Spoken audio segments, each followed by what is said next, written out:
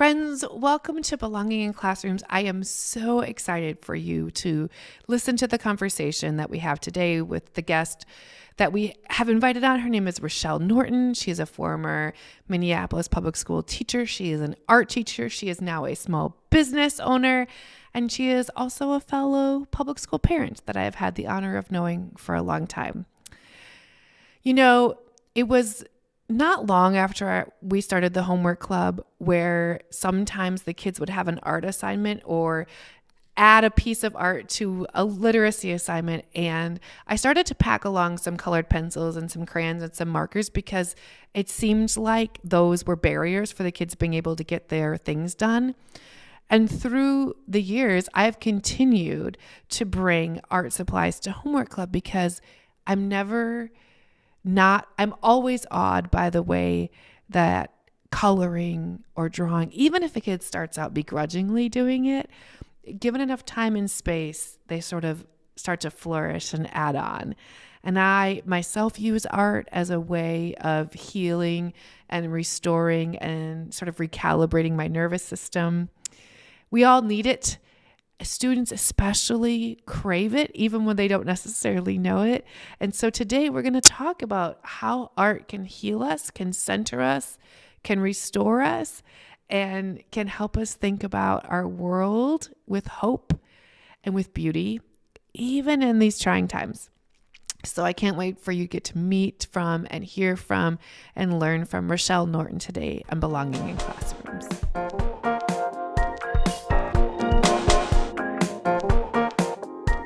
Richelle, I'm so glad you're here. Thanks for being on Belonging in Classrooms.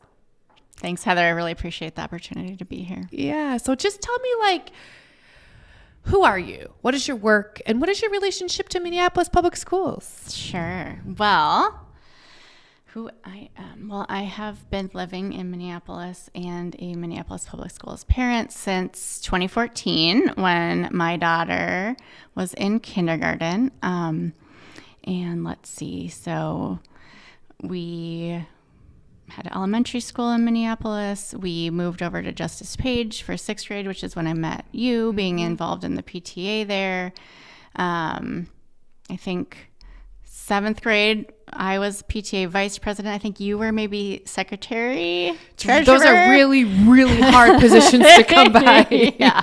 Remember those elections? It got so competitive. Yes. Just kidding. Yes. Many emails. Oh, is your heart beating? You're the president. Exactly. So Heather and I went through, the city burning down together, our children being in seventh grade with online learning and being very isolated during that time, coming back to school at Justice Page for only 14 days in the classroom because the kids were out of school the longest in the state at that point. Then the CDD happens. My family gets bounced to a different middle school for eighth grade. Same. I forgot about that. Same.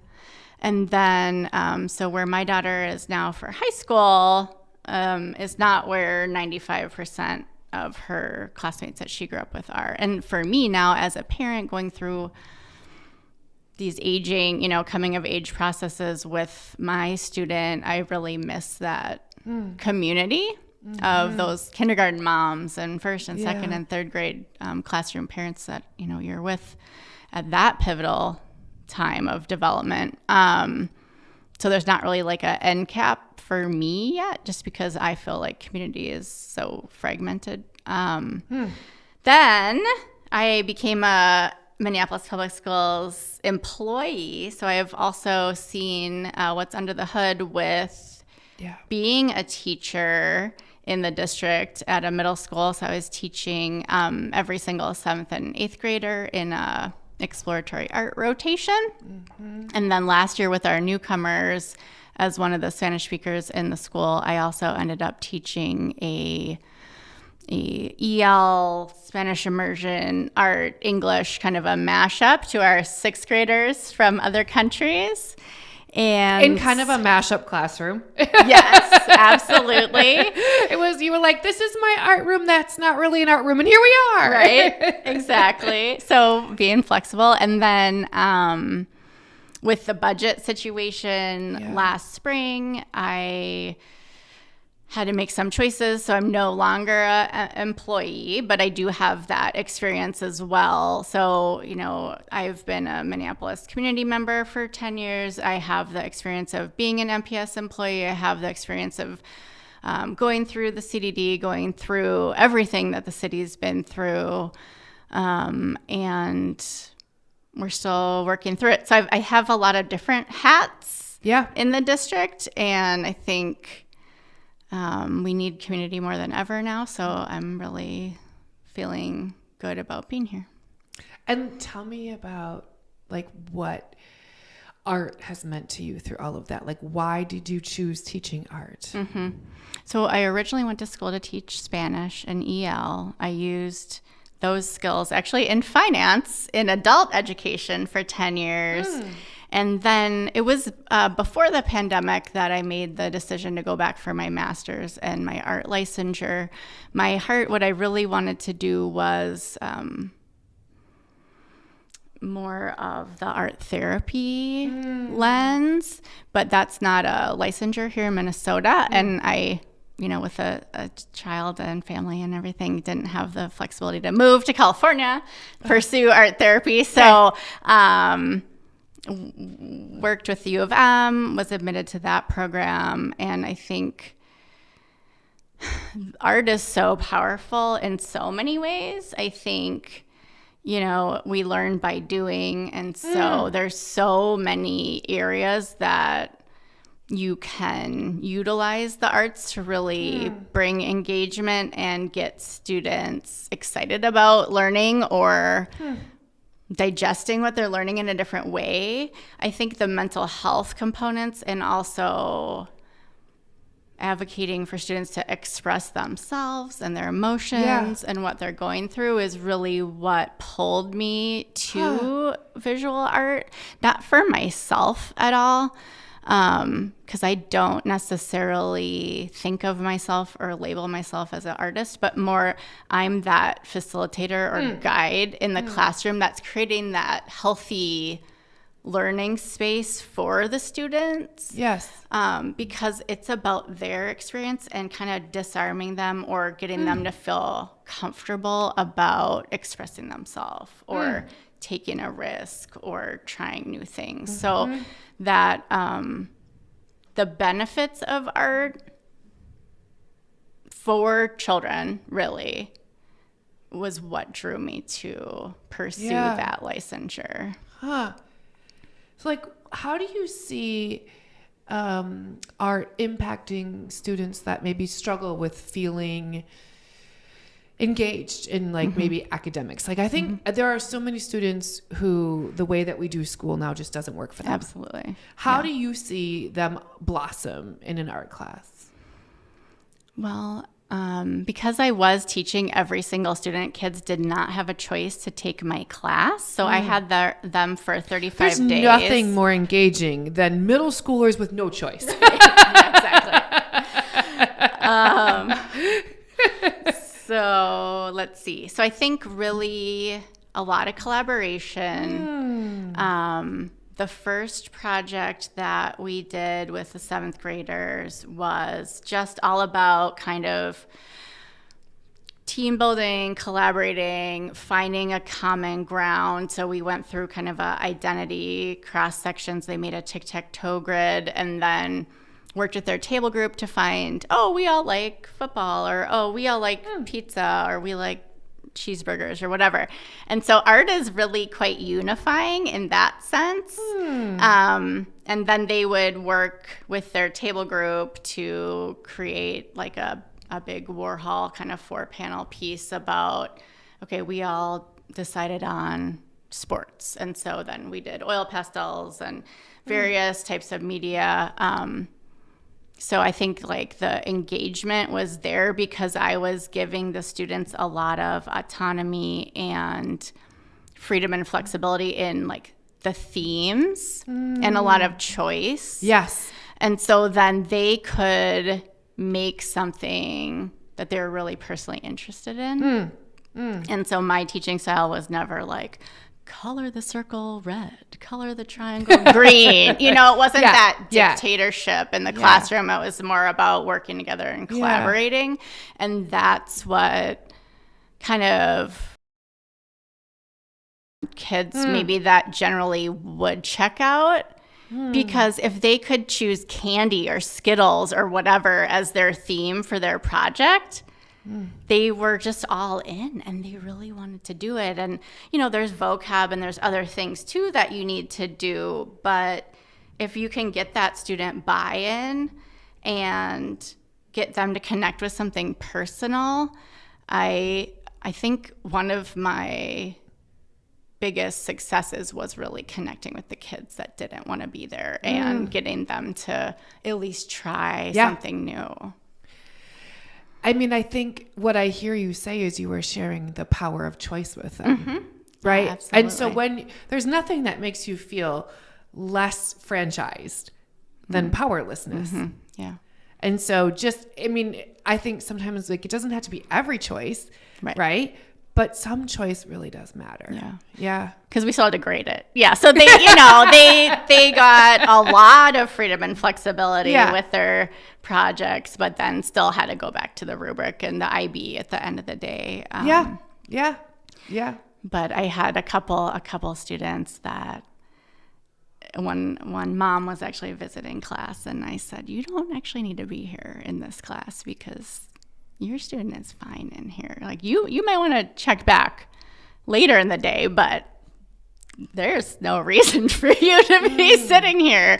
And, you know, just working with the kind of behavior people and having that close relationship where it's going to be okay. And I'm not like coming down on you, but if you need a quiet space to work or focus when we are doing more academic tasks like vocabulary worksheets, then hey, you know what? If you focus better in a smaller environment and you want to go over to somebody else's classroom, that's fine too, because like I see you as an individual. And I think what is really hard for kids, and even now with the very, very large class sizes, I can't imagine. But I was always just very honest with my students and said, like, I get a prep. You know, I get fifth hour when I can have that quiet space and reconnect. And you guys don't get that. It's so true. You have to go class. Your brain has to work like a math brain. Then and you don't have a choice. Then your brain has to work like social studies. And then your brain has to work like this. And so having kind of those honest conversations, and if you need a little more time on the rubric, that's fine. I just want you to get it done. And really caring about kids on that individual level, I think was very powerful for them as much as for me and just the community in my classroom. Okay. What's the number one thing you needed as an art teacher? Like if let's just say, look, we all know public schools are always broke, right? But now more than ever, and we have lots of reasons for that. But what do you wish if a parent was like, yep, and they're listening to this, and you don't need another candle and you don't need an ornament, what did you need more of for your art room? I would say, you know, if you're asking for like supplies donation or something, really ask the teacher, because I know at Anderson, they have a specific class that's all clay all the time. So she probably needs something different than somebody at a different middle school, because there is not actually a curriculum in art in Minneapolis. And so, shocking. Which I wanted personally. Like, that's why I wanted to work in Minneapolis, because I wanted to be able to do my own thing. Frame. Yep, sure. And not say you're teaching soapstone carving on week 1 and you're teaching, pencil drawing on week 2. So I wanted that. But every teacher is going to have a different need.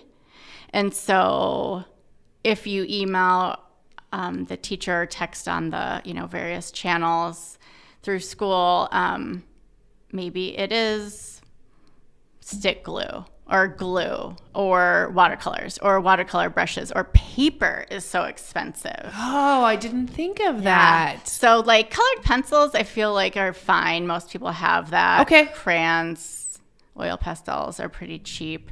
But yeah, those more like one-off specialty projects or even asking like, hey, I have a bunch of recycled materials. Are you doing sculpture? Or we had these pandemic kits that we used, and those are gone now. So,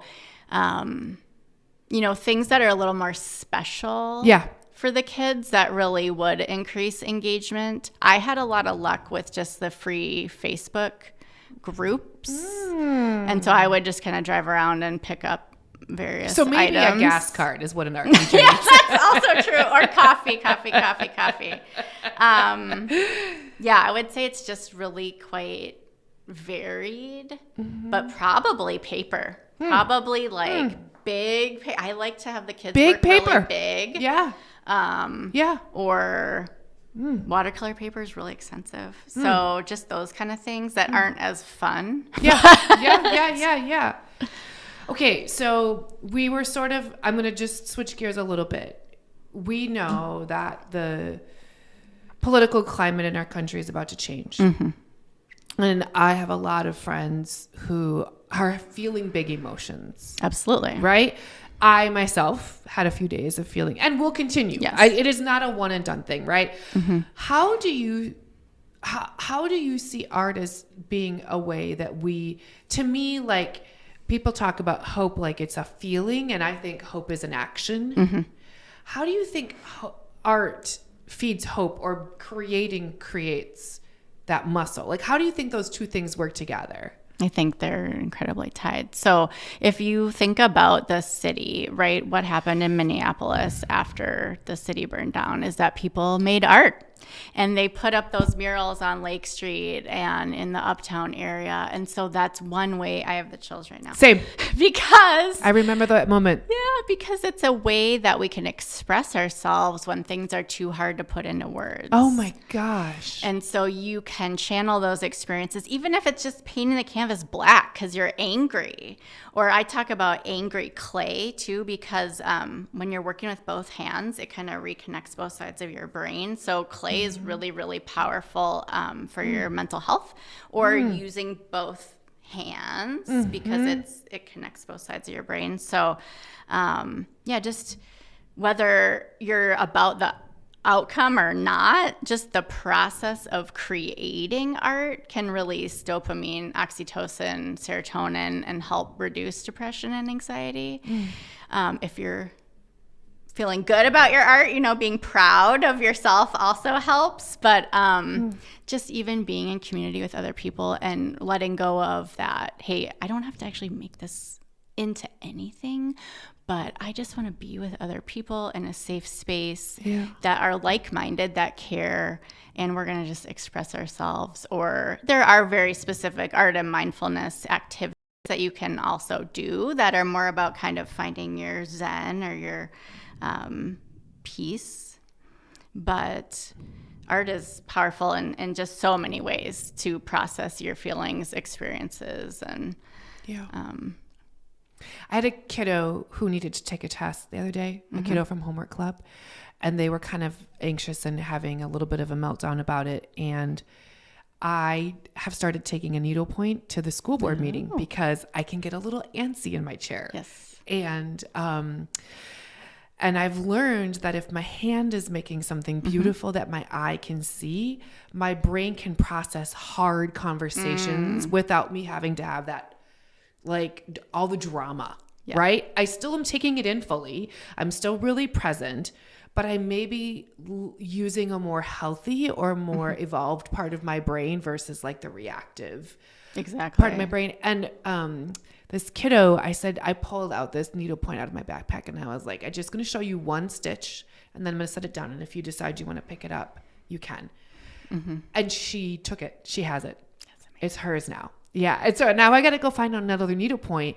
But I think art is like anti-capitalism, right? It's anti outproducing, and it really challenges us to slow down. And I think sometimes in the moments like this where we're just all experiencing a lot of like angst and discomfort, it is okay to just like feel.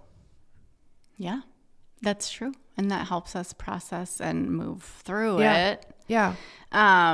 I think art is so powerful, though, as you mentioned, artists have been challenging the status quo forever. Yeah. And so it depends, do I want to use my art in like a social justice component today? Is that what I want to do? Is that where I want my voice to be? Or do I just want to make something for myself to like heal myself a little bit too? And then maybe I'll get to that point where I'm making some art that pushes politicians or that's pushing, a various narrative. Yeah. Do you want to talk a little bit about like the art space that you have and like Sure. what you created? Sure. Yeah. So I have a space. It's actually for all ages, mostly preschool and up. I have after school programs, being a licensed educator still. So it's called North Star Art Club, and it's at 50th and France. We're right above Oh Baby in kind of an older building.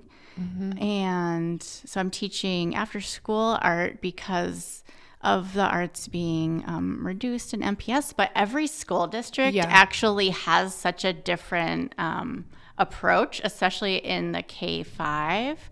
And so that's been really interesting because most K-5 students and families want more art in their kids' life because it brings them joy, or they're really talented, or for whatever reason. Mm-hmm. It's been really interesting to just learn about the districts and what options they have. I'm so buried in the weeds at MPS that I forget that. I know there are other districts out there, but you forget about like all the ways that those things would impact a life. Yeah. And then I really love middle school, so that's something I'm kind of have is available as like a teen open studio on Sunday nights for anybody that can't fit art into your daily schedule at school because you're so busy with like college prep classes. So the Sunday evenings is more for the independent students that know what they want to do but still would like access the materials and not make a mess at home, things like that. Yes.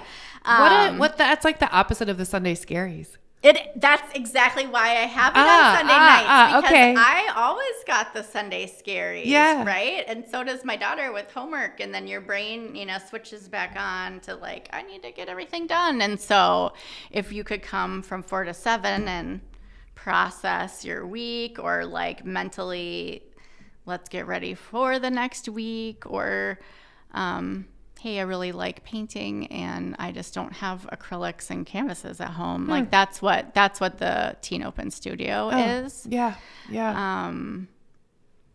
But I was also doing postcarding with the Walls campaign, and so that's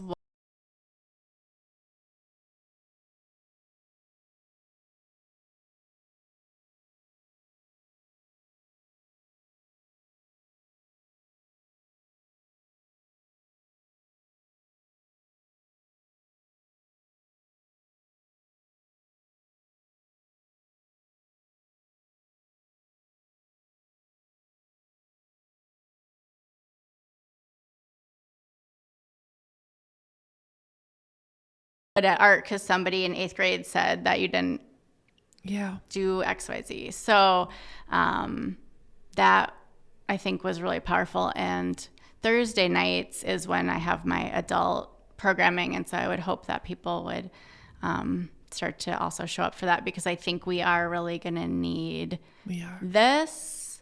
I already need it. And so you're not only making something lovely or something that you care about, but you're also just having those conversations with people and kind of like you were saying with your needlepoint, you're maybe opening up and it's a little more personal than it would be if you were at a meeting or it's a small space too. And so I think it kind of encourages that sharing and community just because of like maybe how it's set up.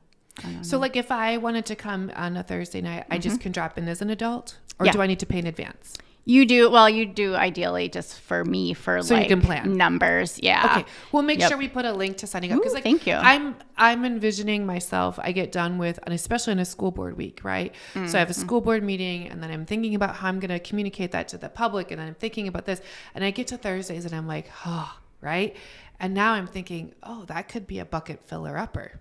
Yes, exactly. And so originally when we opened, I had it labeled Caregivers Create because I really wanted it to be for people that, like you, they're taking care of so many other people, moms. I was inspired by a mom that I had a phone call with where she said, I've always loved art. I really like art, but I just never take time to do it. And so as our children age and need us less, and we're able to be in a different